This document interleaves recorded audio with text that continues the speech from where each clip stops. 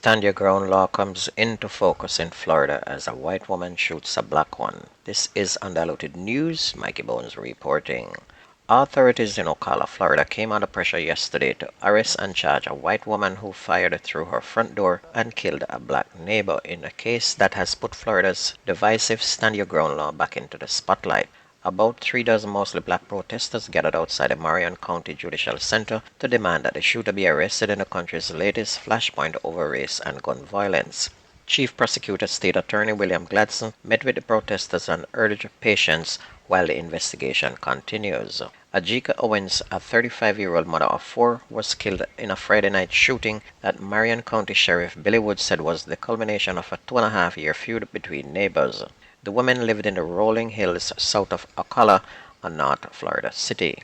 Wood said on Monday detectives are working with the state attorney's office and must investigate possible self-defense claims because they cannot move forward with any possible criminal charges as yet. The sheriff pointed out that because of the stand your ground law, he can't legally just make an arrest unless he can prove the shooter did not act in self-defense.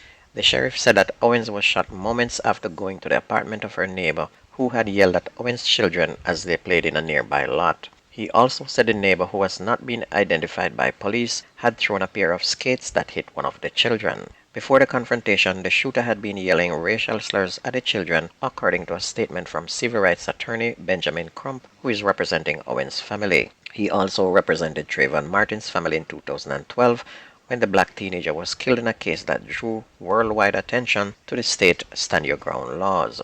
40-year-old Lauren Simmet, who lives across the street from where the shooting happened, said she was on her porch and saw one of Owens' young sons pacing and yelling, "They shot my mama, they shot my mama." She ran towards the house and started a chest compression until a rescue crew arrived. She said there was no altercation and that Owens didn't have a weapon. She said the woman who shot Owens was angry all the time that the children were playing, and she would say nasty things to them. "She's just nasty," said Simmet, who is white, and described the neighborhood as family friendly. And this morning it was announced that the shooter was now arrested. In Jamaica, the Ministry of Labor said it will closely monitor employers who have refused to pay the minimum wage. Effective on June 1st, the minimum wage was increased from $9,000 to $13,000 per 40-hour work week, while the rate for industrial security guards moved to $14,000 per week. There have been concerns that employers who have flouted the law for years will continue to underpay their workers. Labor Minister Pernell Charles warned that this breach of the law will not be tolerated. Meanwhile, Canada on Tuesday said it will allow visa-free travel to known travelers from 13 more countries, including St. Vincent and the Grenadines. The visa-free travel has also been extended to nationals from Antigua and Barbuda, St. Lucia, Trinidad and Tobago, St. Kitts and Nevis, Panama, Argentina, Costa Rica, Uruguay, Morocco, Thailand, and the Philippines. And I guess because of the bad behavior of Jamaicans, no country will ever allow Jamaicans to visit their country without a visa. Dennis Robotham, president of the St. Catherine Chamber of Commerce and Industry, said that Chinese business operators continue to be the main target of extortionists in the parish.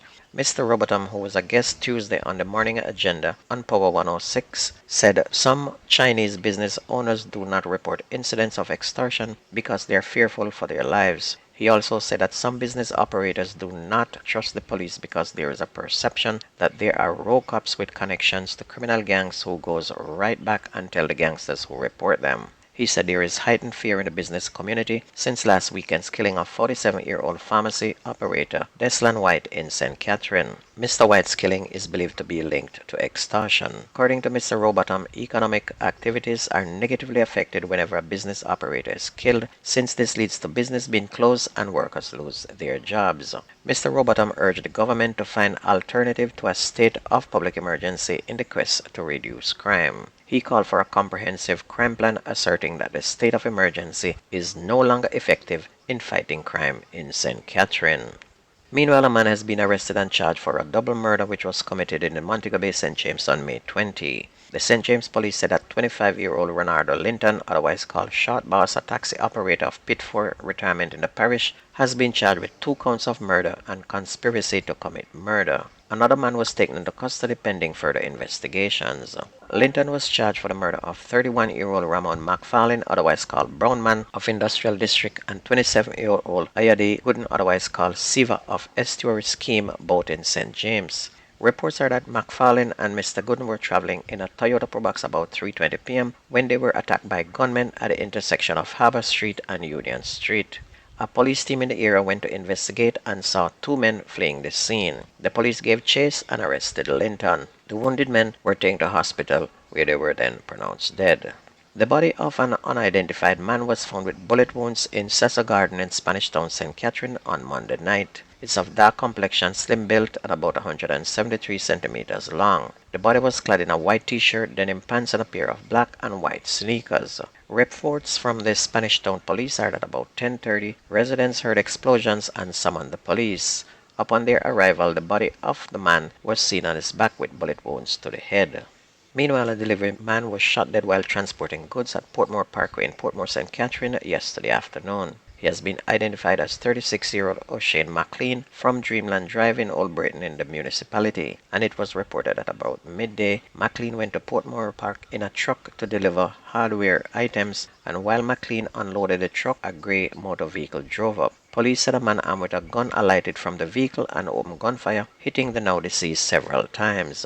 McLean was rushed by police, who were quickly on the scene, to the Spanish Town Hospital, where he was pronounced dead shortly before 1 p.m. And no motive has yet been established for this killing, the police said.